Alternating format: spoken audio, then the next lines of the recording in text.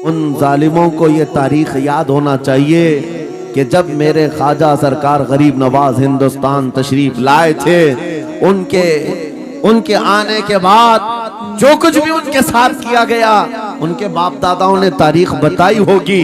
गरीब नवाज को निकालने के लिए, उनकी झोपड़ी उजाड़ने के लिए, उनके खीमे को तोड़ने के लिए, यहाँ तक के सरकार गरीब नवाज जिस दरख्त के नीचे बैठे वहां से उठवा दिया, क्या क्या नहीं किया। लेकिन आज तारीख 800 साल के बाद भी सन्नाटेदार थप्पड़ मार करके बता रही है, जिसको तुम यहाँ से बेघर करने की कोशिश कर रहे थे, अल्लाह ने उसे ऐसा बादशाह बनाया, तुम्हारी हुकूमतें 5 साल के बाद डील डोल होने लगती हैं, और उस मर्द कलंदर की हुकूमत 800 साल से चल रही है, वो भी गर्दनों पर नहीं, लाखों दिलों पर हुकूमत कायम है। क्या बात है, सुभान अल्लाह। कुरान में अल्लाह फरमाता है, वअम्मा मा यनफउन्नास फयमकुतु फिल अर्द, जो लोगों को नफा देता है वो जमीन में बरकरार रहता है। कुरान की आयत पढ़ करके मैं तुम्हें हौसला देता हूँ, तुम्हें यह हौसला देता हूँ। अल्लाह ने कुरान में फरमाया, इन्ना अर्दी वासिआ, मेरी जमीन बहुत कुशादा है, मेरी जमीन बहुत कुशादा है। रब ताला फरमाता है, वलक़द कतबना फी ज़बूरी मिन बादि ज़िक्र अन्नल अर्द यरिथुहा इबादियस सालिहून, हमने ज़बूर में ये लिख दिया है कि हम इस जमीन का वारिस नेक बंदों को बनाएंगे। आप इस बात के खौफ में न रहे, इस बात के खौफ में न रहे। अज़ीज़ान गिरामी वक़ार, जो काम तुम्हें करने के लिए कहा गया है वो क्या है? वो एक ऐसा इनकलाब इस जमीन से आना चाहिए, एक ऐसा इनकलाब। आपको मैं एक बात बता दूं, तारीख में जो तुम्हारी सिचुएशन और तुम्हारी हालत के मुताबिक हो, मैं वो बात करने की कोशिश करता हूं ताकि तुम्हारे दिल पर असर हो। आप जिस इलाके में रह रहे हैं, आप यहाँ के हालात बेहतर जानते हैं। वो दिन याद करो जब नबी पाक सल्लल्लाहु तआला अलैहि वसल्लम ने ऐलान नबूवत फरमाया मक्का में, और उसके बाद कुफ्फार और मुशरिकीन का जुल्म शुरू हो गया। गरीब सहाबा को पकड़कर मारते थे। हजरत बिलाल हबशी, हजरत खुबैब इब्न अदी, हजरत खब्बाब इब्न अल-अरत, हजरत ज़ैद बिन दसना, हजरत अम्मार बिन यासिर, ये वो सहाबा हैं जिनको सिर्फ मारा नहीं गया है, आग में तपाया गया है। सब कर लिया। मॉब लिंचिंग मक्का के जालिम करते थे बहुत। और एक दिन ऐसा आया, तवज्जो, मैं जो कहने जा रहा हूं, नबी पाक सल्लल्लाहु तआला अलैहि वसल्लम हरम पाक में दाखिल हुए, मस्जिद हरम में आए। खाने काबा की चाबी उस वक्त उस्मान बिन शैबा के पास हुआ करती थी, जो ईमान लाए हुए नहीं थे। ये हजरत उस्मान गनी नहीं है, वो दूसरे उस्मान है। उस्मान बिन शैबा के पास काबे की चाबी होती थी। हुजूर पाक सल्लल्लाहु अलैहि वसल्लम ने उनके पास आकर के कहा, उस्मान काबे की चाबी दो, दरवाजा खोल के मैं अंदर जाना चाहता हूं। उन्होंने कहा, नहीं, तुम हमारा दीन छोड़े हुए हो, हमारे दीन से तुम बरगश्ता हो, मैं तुम्हें काबे में अंदर आने नहीं दूंगा। किससे कहा? कायनात के आका मौला रसूलुल्लाह। हुजूर ने कुछ नहीं कहा। तवज्जो, मेरे आका ने फरमाया, उस्मान याद रखना, एक दिन ये चाबी मेरे पास होगी, और ये चाबी मैं जिसको चाहूंगा दूंगा, और कयामत तक उससे कोई चाबी छीन नहीं सकेगा। सुभान अल्लाह, सुभान। इतनी बड़ी बात, जबकि मक्का के हालात बहुत अलग थे। जगह जगह सहाबा को मारा जा रहा था, और छुप छुप करके इस्लाम की तबलीग की जा रही थी। उस जमाने में मेरे आका फरमाते हैं, उस्मान, ये चाबी एक दिन मेरे हाथ में होगी काबे की, मैं जिसे चाहूंगा अता करूंगा, और फिर कयामत तक उससे कोई चाबी नहीं छीन सकेगा। ये हदीस पाक में मौजूद है। उस्मान बिन शैबा कहते हैं, पहले तो मुझे हंसी आई, क्योंकि ये खाने काबा की चाबी की जिम्मेदारी आम नहीं होती, खानदानी है, बरसों से चली हुई विरासत के साथ आती है। और ये इस तरह से मुझे कह रहे हैं कि चाबी इनके पास चली जाएगी। और फिर उस्मान बिन शैबा कहते हैं, इनके हालात देख करके तो लग नहीं रहा था कि चाबी जाएगी, लेकिन जलाल जिस अंदाज में गुफ्तगू हो रही थी, ये देखकर डर भी लग रहा था कि कहीं ये सचमुच चाबी ले तो नहीं लेंगे। फिर उस्मान बिन शैबा कहते हैं, वो हालात भी आ गए कि जब रसूलुल्लाह हिजरत करके चले गए मक्का से, सहाबा भी घर बार छोड़कर चले गए। उस्मान बिन शैबा कहते हैं अब तो दिल मेरा चौड़ा हो गया, कहां मुझसे चाबी लेने की बात कर रहे थे, कहां इनका घर भी नहीं बचा, घर भी छोड़कर जाना पड़ा। अगर कल तुम्हारा घर छोड़कर जाना पड़े तो मेरी ये बात याद रखना, इस हदीस को याद रखना। हुजूर पाक हिजरत करके चले गए, सहाबा भी अपने घर बार सब छोड़कर मदीने चले गए। उस्मान बिन शैबा कहते हैं अब तो मेरा सीना चौड़ा था, कहां ये चाबी की बात करते थे, कहां अपना घर भी नहीं रख सके। साल गुजर गया, 2 साल गुजर गए, 3 साल गुजर गए, 4 साल गुजर गए, 5 साल गुजर गए, 6 साल गुजर गए। हिजरत के बाद फिर वो दिन आ गया जब नबी पाक सल्लल्लाहु अलैहि वसल्लम 10,000 सहाबा के साथ 20 रमजानुल मुबारका को मक्का में फातह मक्का बनकर दाखिल हो रहे हैं। सुभान अल्लाह, सुभान। 6 साल के बाद वापस ही है जब हुजूर तशरीफ लाए। मक्का की गलियों में अब मुकाबला करने की किसी की हिम्मत नहीं थी, ताकत नहीं थी। हुजूर पाक जैसी हरम मक्का में दाखिल होते हैं, सारे इधर उधर छुप करके भाग रहे थे जिन्होंने जुल्म किया था अपने दौर में। कोई इसके घर भाग रहा है, कोई उसके घर भाग रहा है। वो दिन आएगा, याद रखो, वो दिन याद रखना। कुफ्फारे मक्का भाग रहे थे, जान बचा रहे थे, और मेरे आका काबे के पास खड़े होकर के ऐलान कर रहे थे आज तुम्हारी जान बख्श दी गई है, आज तुम्हारे लिए रहमत का दिन है, हम आज किसी के साथ मुकाबला नहीं करेंगे। हुजूर अपनी रहमत के खैरात बांट रहे हैं। फिर अब सुनो, 10,000 सहाबा के साथ जब मक्का मुकर्रमा में मेरे आका दाखिल हुए, अब खाने काबा खोलने की बात थी। चाबी किसके पास है? उस्मान बिन शैबा के पास। बुलाया रसूलुल्लाह ने, कहा है उस्मान बिन शैबा? आए, सर झुकाए हुए आए, ईमान लाए हुए नहीं थे। कहा लाओ चाबी। चाबी दे दिया हुजूर के हाथ में। कहा है उस्मान, क्या मैंने ये बात नहीं कही थी, एक दिन ये चाबी मेरे हाथ में आएगी? वो सर नहीं उठा सके, सर झुकाए खड़े रहे। मेरे आका ने अपने हाथों से चाबी खोला, खाने काबा का दरवाजा खोला, और वहां से सारे शिर्क व कुफ्र की आलाइशों को पाक किया।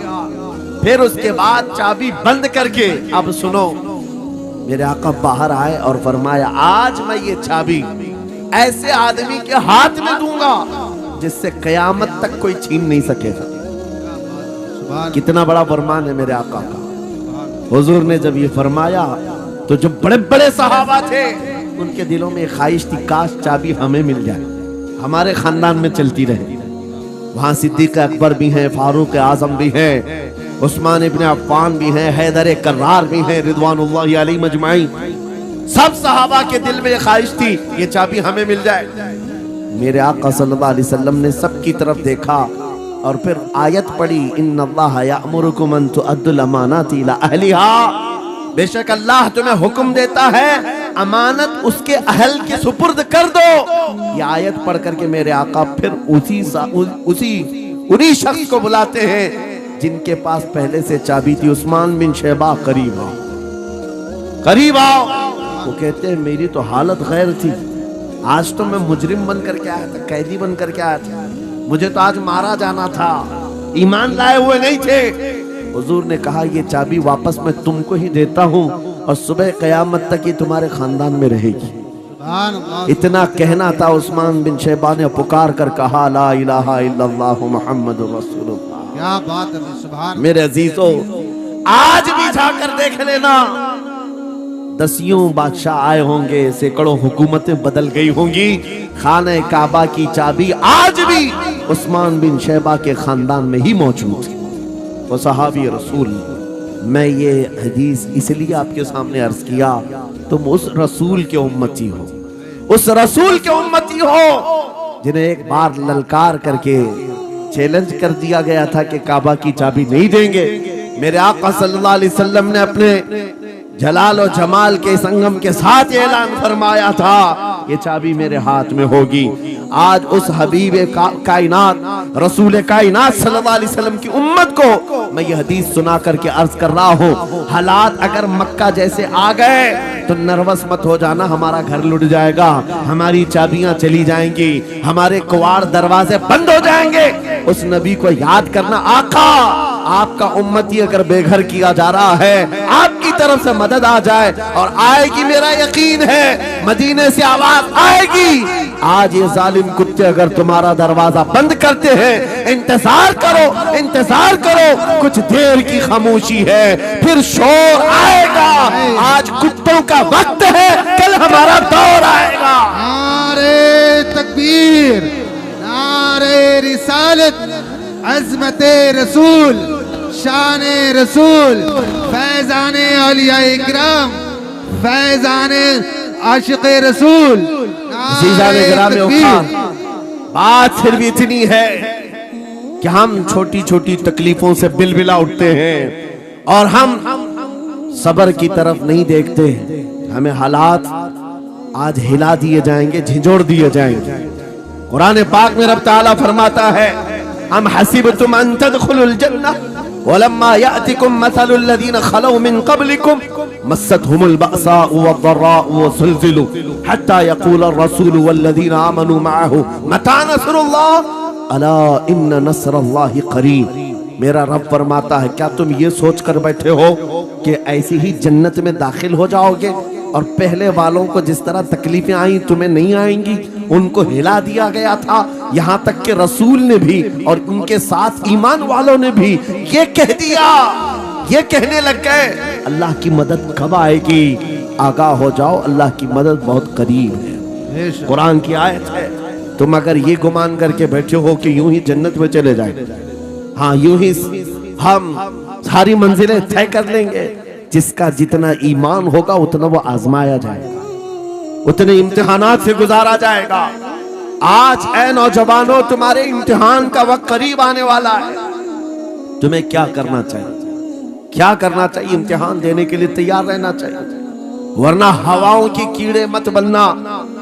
आज हवा उनकी चल रही है तो उनकी जय जय करेंगे, कल इनकी चल रही है इनकी जय जय करेंगे।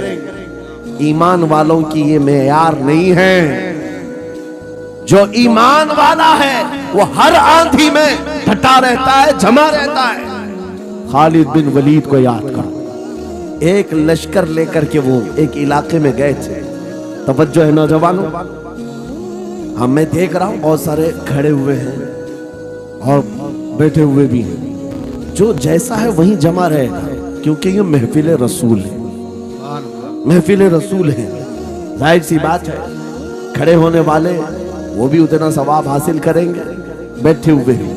लेकिन कुरान कहता है ला यस्तविल काइदून, यानी बैठे हुए लोग खड़े हुए लोगों के बराबर नहीं होते। खैर, बात यह है कि आप अपना जहन इस तरफ रखें।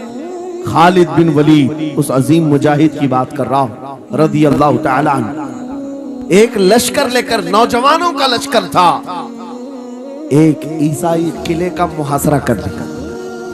और किले का मुहासरा करने के बाद अंदर सख्त लोग थे, मुकाबला कर रहे थे, लेकिन किला फतह नहीं।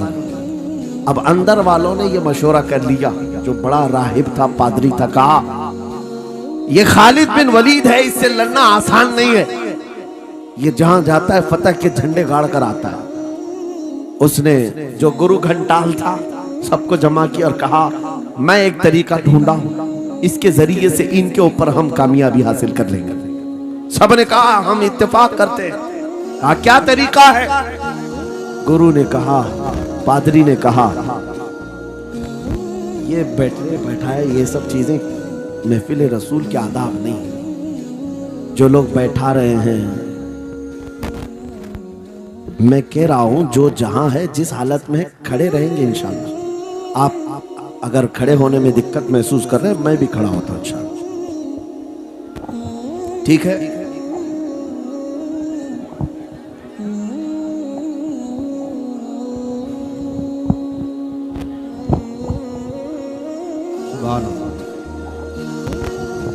मुझे पता है सब जवान हैं, सुबह तक खड़े होने को तैयार हैं और हम भी खड़े रहेंगे इंशाल्लाह। अब ठीक है, अब कोई किसी को बिठाए भी नहीं, कोई किसी को खड़ा भी ना करे। दुरूद पाक पढ़ लीजिए एक बार। अल्लाहुम्मा सल्ली अला सय्यिदिना मुहम्मद व आलिहि व अस्हाबिहि व बारिक वसल्लम। मुझे पता है मुफ्ती साहब, मैं ये आपको बता दूं, हर जलसे में ये हाल हम देखते हैं। वजह यह है कि हम कुर्सी पे बैठे रहते, कुछ लोगों को नजर नहीं आते, वो हंगामा करते रहते, इधर से नहीं दिख रहे, उधर से नहीं दिख रहे, और आसपास जो बैठे हुए हैं इनको वो अड़चन समझते हैं कि ये बीच में हाइल हो गए। लेकिन मैं इतनी बात कहता हूँ, अल्हम्दुलिल्लाह हमारी वो कौम है, मुझ जैसे एक निकम्मे को, मैं एक गुलाम और खादिम हूँ, मुझे देखने के लिए वो बीच में किसी को बर्दाश्त नहीं कर पाते, तो ये अपने रसूल और अपने दरमियान किसी और को क्यों बर्दाश्त कर सकती है? क्या बात है, बहुत अच्छा। हम गुलामों के लिए इनके जज्बात हैं तो रसूल के लिए जज्बात और हैं। अल्हम्दुलिल्लाह वो इश्क अभी सलामत है, इसीलिए तो हम घूम रहे हैं। अगर मरे होते तो मुर्दों को कौन खिताब करता? जिंदगी अभी बाकी है और हमें उम्मीद भी बाकी है, उम्मीद बाकी है। खुराफात आ गई है, मुझे पता है, गलत काम बहुत आ गए हमारे मोहल्ले में। मुझे सुबह से बताया गया बहुत सारे, ये एक मोहल्ले का अलमिया नहीं है, हम जहाँ जा रहे हैं शहरों के शहर नशे में तबाह हैं, बर्बाद हैं। लेकिन साथ में मुझे इस बात का यकीन है, हुजूर की ये उम्मत गुनहगार तो हो गई है लेकिन गद्दार नहीं है। क्या बात है, हुजूर की गद्दार नहीं है। आज भी अगर इनसे कह दो, चाहे वो किसी भी तरह का अमल रखता हो, हुजूर की इज्जत की बात आई तो अपनी गर्दन लेकर हाजिर होने को तैयार सुभान अल्लाह है या नहीं मेरी इस बात पर?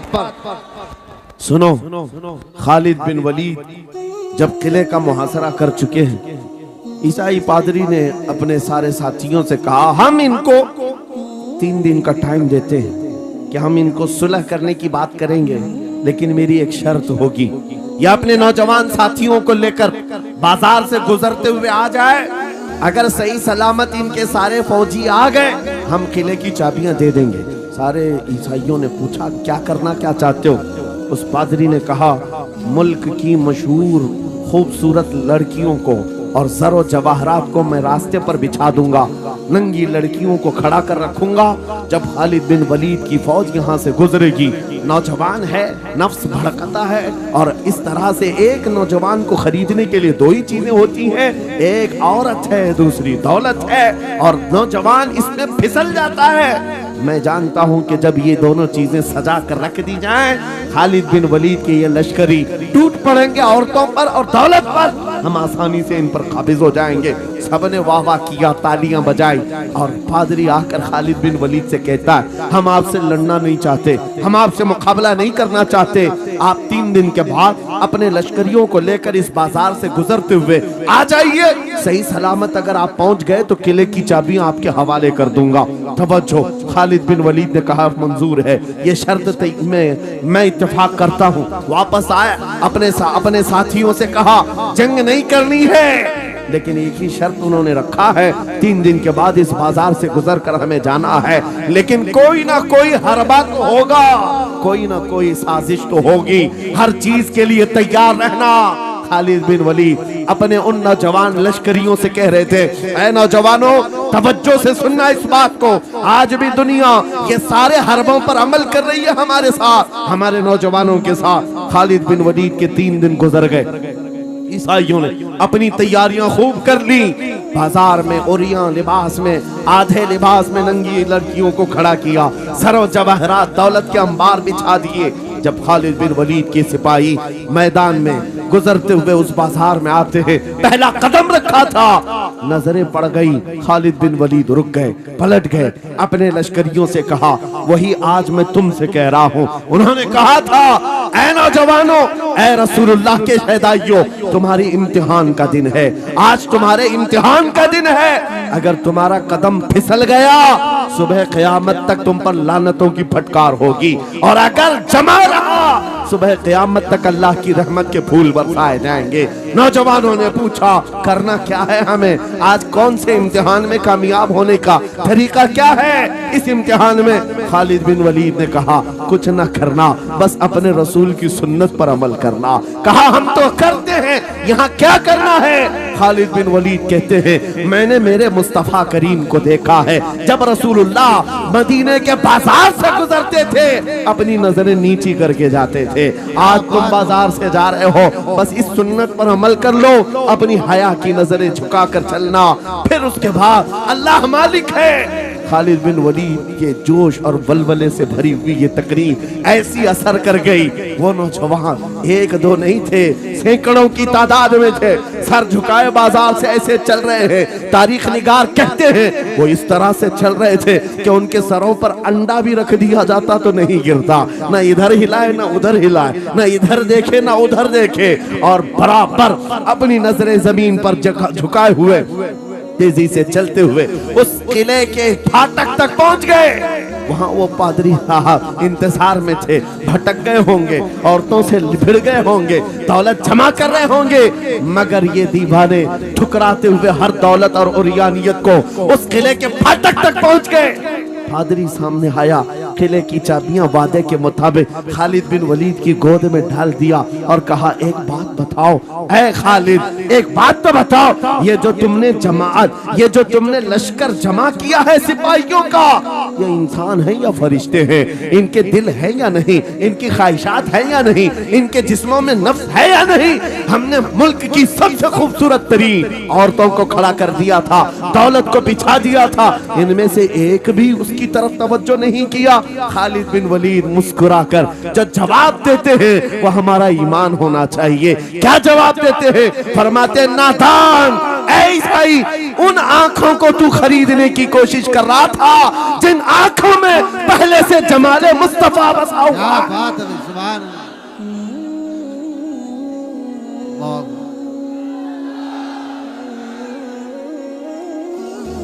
यार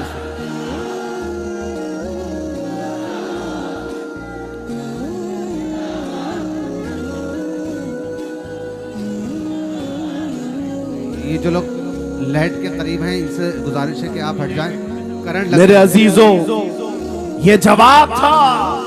उन आंखों को दुनिया का हुस्न क्या धोखा दे सकता है जिन आंखों में पहले से जमाले मुस्तफा बसा हुआ।